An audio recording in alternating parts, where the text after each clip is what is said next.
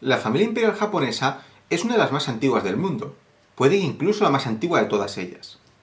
Y claro, tantos siglos en el trono, bien asentada, da una sensación de bastante estabilidad, es decir, de que han conseguido mantenerse ahí hasta el día de hoy.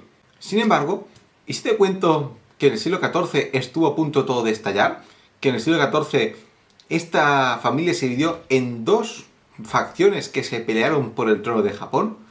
Hoy vamos a hablar de este conflicto que es bastante interesante y que dentro de lo que sucedió se fue gestando lo que luego veremos en el Sengoku Jidai, es decir, unas nuevas estructuras que estaban generando a raíz de este conflicto. Hoy con vosotros, la guerra Nambokucho. Comenzamos. Bueno, antes de hablar del tema como tal, vamos a enfocarnos un poco en el contexto histórico, es decir, qué había pasado antes para que lleguemos a esta situación, para que veamos a la familia imperial dividida en dos cortes. Bueno, en el año 1333 había caído el shogunato Kamakura, que había sido el primero de los tres shogunatos que gobernaran Japón hasta prácticamente el siglo XIX. Y esto se debió a un descontento generado a raíz de varios factores que comenzaron con las invasiones mongolas a Japón. Los mongoles habían intentado conquistar el país en dos ocasiones e incluso plantearon un tercer intento, pero todos estos fracasaron. Y esto se debió sobre todo a una buena defensa, pero también a las tormentas que hundieron a gran parte de las flotas que fueron enviando. Pero claro, el riesgo de invasión siguió latente durante décadas, y eso obligaba al shogunato a establecer guarniciones militares en las zonas cercanas a la costa con Corea, y por supuesto también obligaba a construir empalizadas, fortificaciones, castillos, cualquier cosa que sirviera para parar una invasión si esta se producía. Y esto evidentemente cuesta mucho dinero, y evidentemente el shogunato se agotó bastante invirtiendo en ese tipo de infraestructuras y pagando a los soldados. Pero también había un segundo factor que desencadenó el descontento, y es que los samuráis o esos guerreros que servían a este gobierno central se solían ver beneficiados cuando ganaban una guerra, porque se les entregaba tierras. ¿De dónde las sacaban? Pues bueno, inicialmente estas tierras se iban dando en el norte de la isla de Honshu, porque allí es donde estaban los llamados emishi. Los emishi son una etnia que estuvo habitando las islas de Japón en el periodo Yomon, es decir, en la prehistoria. Pero poco a poco estos fueron desplazados por los actuales japoneses hasta el norte de esta isla y cada vez aún más arrinconados. De hecho, se cree que los emishi son la actual etnia Ainu, que está en la isla de Hokkaido, que en este momento todavía no pertenecía a Japón. Claro, tú vas desplazando a estas personas, las vas expulsando y se quedan tierras vacías. Ya aquellos guerreros que a ti te han servido con fidelidad y que, quieres recompensarles, les podías ceder estas tierras. Otra opción era derrotando a clanes rebeldes, es decir, si un clan samurái se ha sublevado y lo derrotas, pues le puedes quitar las tierras, extinguirlo y darle sus territorios a tus vasallos que te han servido con fidelidad. Pero claro, con los mongoles esto no podía suceder, porque había sido una guerra defensiva en la que no se habían conseguido tierras, por tanto no había nada que repartir. Y esto evidentemente provocó descontentos, e incluso muchos samuráis que habían invertido en estas campañas, se arruinaron porque no pudieron compensarlo con nada. Entonces vemos que hay mucho descontento, pero solamente faltaba una cosa: alguien que encendiera el polvorín que se estaba gestando. Y aquí es donde iba a entrar la figura del emperador Go-Daigo. Tenemos que recordar que el emperador en esta época de Japón tenía una función muy ceremonial, pero no tenía funciones gobernativas. El tema de gobierno lo llevaba el shogunato. Pero claro, los emperadores habían gobernado anteriormente en Japón, y lo que quería Go-Daigo era restaurar ese poder imperial. Y empezó a conspirar contra el shogunato Kamakura, quien, a pesar de haberle descubierto una conspiración en 1320, le acabó perdonando, y esto al final lo pagarían caro. Puesto que en 1330 Go-Daigo había conseguido muchos apoyos, como el de Nitta Yoshisada o el de Ashikaga Takauji, y por supuesto su samurái más leal, que será Kusunoki Masashige. Y en 1333 estos aliados que se habían juntado con Go-Daigo consiguieron marchar sobre Kamakura y finalmente derrocar al shogunato. Así, Go-Daigo había alcanzado el poder y se había producido la llamada Restauración Kenmu, en la que el emperador era el gobernante de nuevo. Pero claro, Go-Daigo quiso gobernar de una manera que era ya imposible en esa época. Él quería gobernarlo todo, pero ya existían clases políticas que en la época de los emperadores ya aún no estaban, como por ejemplo los propios samuráis. Bueno, ¿qué hizo Go-Daigo? Pues se los saltó por la torera. No los quería en su gobierno. Considera que sus adquisiciones habían sido todas ilegales, pero es que no solo las de los samuráis, sino también las de algunos nobles de la corte de Kioto y también de los templos. Vamos, que Go-Daigo se granjeó enemigos por todas partes. Y claro, Ashikaga Takauji, que era considerado, él se consideraba el líder de la clan samurái, porque era el más influyente, el más poderoso, pues empezó a conspirar en contra de Go-Daigo. Y de hecho, en 1335, es decir, 2 años después, mandó a su hermano, a Tadayoshi, a Kamakura, la antigua capital del shogunato, para establecer una especie de gobierno paralelo. Estos enfados también se debieron a otros factores, porque por supuesto la burocracia de Go-Daigo era bastante mala. Y es que Go-Daigo, al querer gobernarlo todo, pues evidentemente su burocracia no daba abasto. Al no delegar en los gobernadores provinciales o en los Jito, que eran los recaudadores o los alcaldes en época del shogunato, pues evidentemente su administración se volvió muy ineficiente. Y de hecho encima la cosa estalló cuando revocó unas apropiaciones de tierras de la década de 1320. Y claro, los anteriores propietarios de estas tierras denunciaron en masa, provocando el colapso de la administración de Go-Daigo. Vamos, que en vez de una burocracia se había convertido en una burrocracia. Y claro, este gobierno paralelo que estaba gestando en Kamakura por parte de Ashikaga Tadayoshi, pues empezó a designar gobernadores provinciales sin permiso del emperador, lo cual era un delito. Y evidentemente la guerra entre ambas facciones acababa de empezar. Takauji, el líder de los Ashikaga, decidió intentar conquistar Kioto rápidamente para acabar con el conflicto. Sin embargo, sus fuerzas todavía no eran demasiado fuertes como para batir a las imperiales, por lo que en lugar de intentar atacar directamente decidió dar un rodeo a la ciudad. Y en lugar de intentar rodearla o cercarla, decidió seguir por el resto del país, haciendo una especie de pequeño viaje hasta llegar al sur, a la isla de Kyushu. ¿Y por qué hizo esto? Pues básicamente para buscar aliados. Y en ese viaje consiguió el apoyo de muchísimos samuráis que estaban muy descontentos con la gestión del emperador. Y entonces, claro, estos al final acabaron uniéndose al ejército de Takauji. Y ya, claro, un año más tarde, en 1336, ese ejército ya era muy superior al ejército imperial. Y en la batalla del río Minatogawa, Ashikaga Takauji consiguió derrotar a Kusunoki Masashige, que se había mantenido leal al emperador. Y con ello, finalmente, a los pocos días, el ejército de Takauji entró en Kioto, obligando a Go-Daigo finalmente pues, a rendirse y a abdicar del trono. Tenemos que recordar que la familia imperial tenía como varias ramas, entonces cuando había un emperador un poco díscolo en esos primeros estados del gobierno samurái, lo que hacían era quitarlo y poner a otro de otra rama de la familia que pudiera servir mejor a sus intereses. Y en este caso los Ashikaga decidieron que el emperador elegido iba a ser el emperador Komio, que pertenecía a otra rama de la familia imperial. Entonces Go-Daigo se vio obligado a entregar los tesoros imperiales a este nuevo gobernante.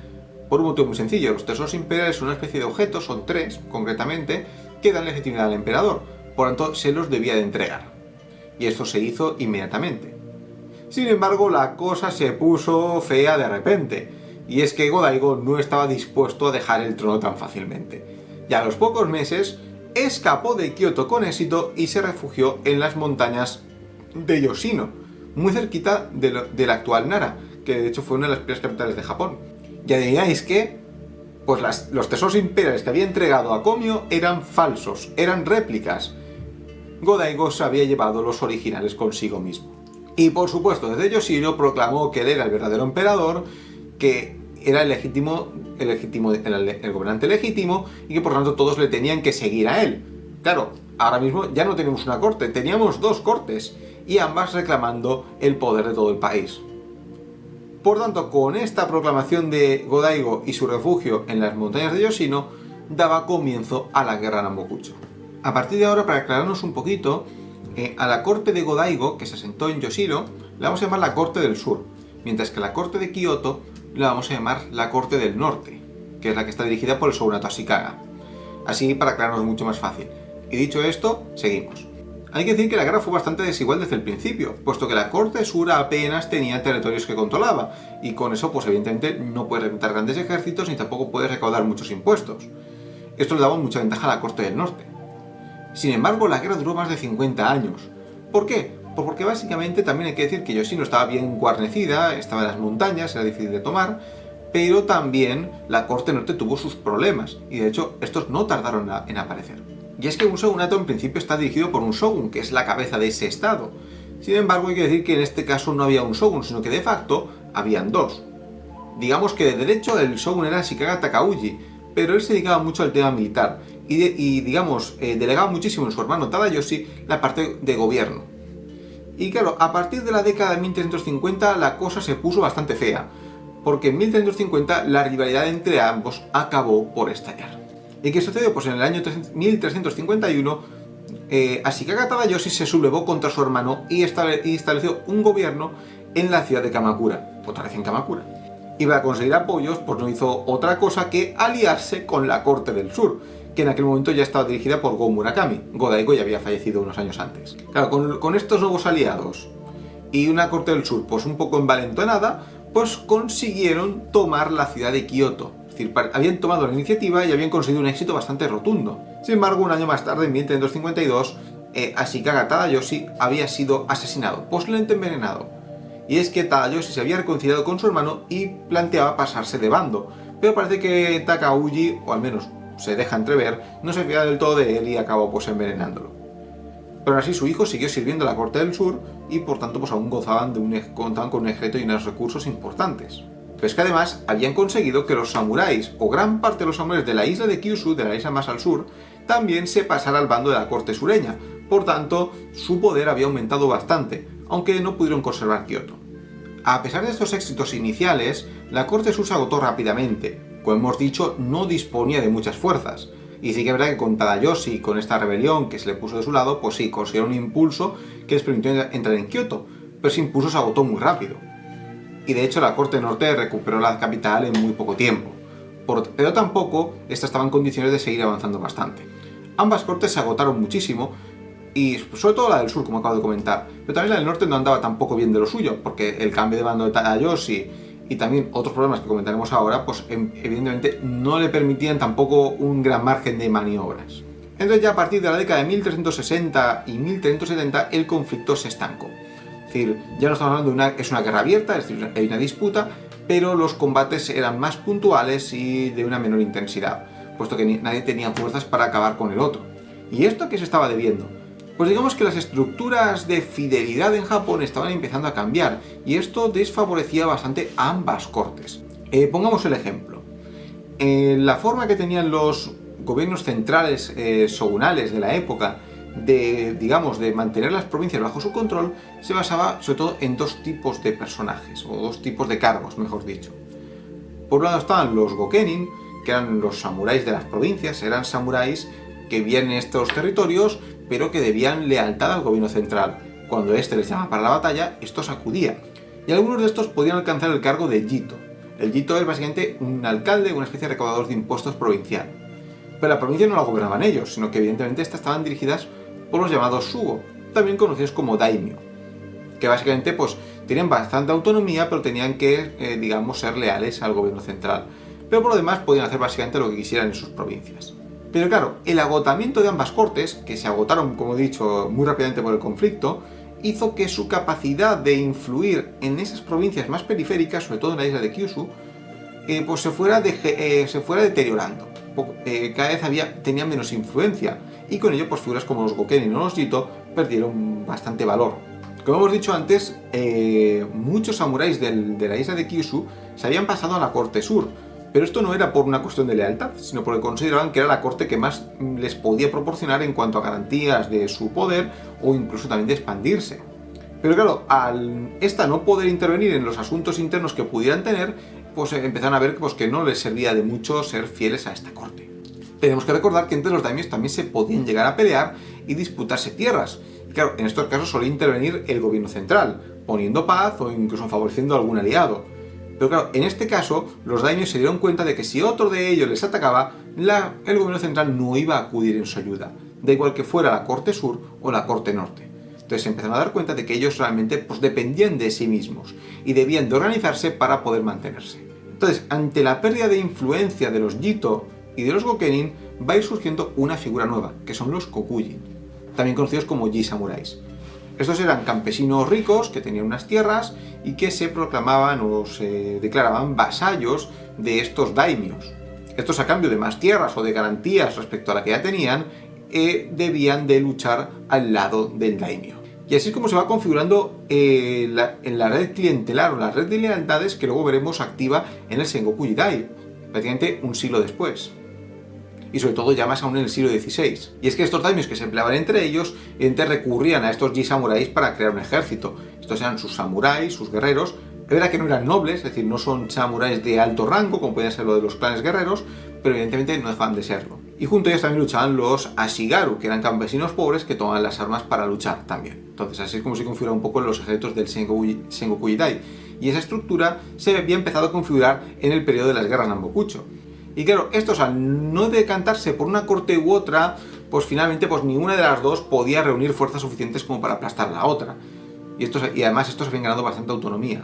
Pero la corte del norte consiguió más o menos asentarse bien y controlar bastante bien a estos daimyo. Cuando llega al poder Ashikaga Yoshimitsu, que va a ser quien termine con esta guerra, tomó una serie de medidas bastante exitosas. Inicialmente se centró en gobernar Kioto y los territorios relacionados con su clan, con el clan Ashikaga y algunos alrededores, que podían mantener un poco de forma directa, pero en el resto consiguió o permitió bastante a estos daimios que mantuvieran su autonomía, evidentemente a cambio de la mitad de la cosecha, que era el pago de impuestos que se les exigía. Y para evitar problemas, o también para fomentar que esta gente pues le favoreciera, decidió crear una serie de consejos en los que los daimyo más poderosos podían participar en la política central.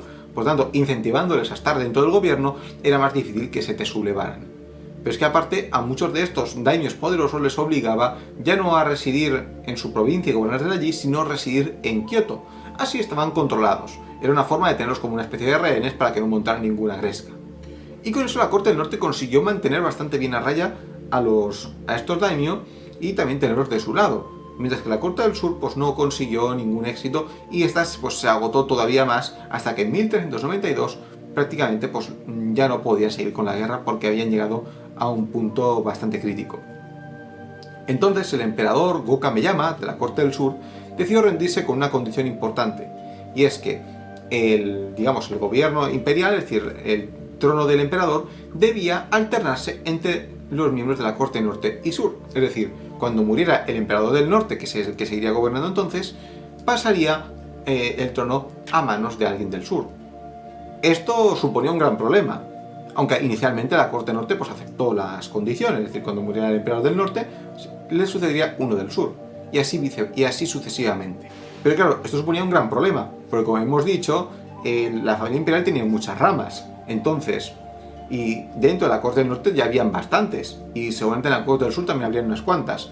Entonces, ¿a quién le das el trono? Es decir, era un gran problema, esto podía llegar a dar muchas disputas. Imaginaros a varios candidatos de la familia imperial pretendiendo el trono. Hubiera sido un problema muy grande. Entonces, ¿qué hizo el shogunato Ashikaga y también la corte del norte?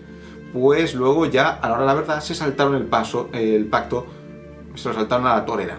Básicamente, cuando murió el emperador del norte, sí le sucedió otro miembro de la familia que pertenecía a la rama que gobernó en el norte. Por tanto, la corte del sur quedó totalmente apartada de esta sucesión. El pacto se lo habían saltado, pero la corte suya estaba disuelta, por lo que no había manera de que hubiera otra rebelión. Por tanto, aquí la guerra Nambokucho había finalizado.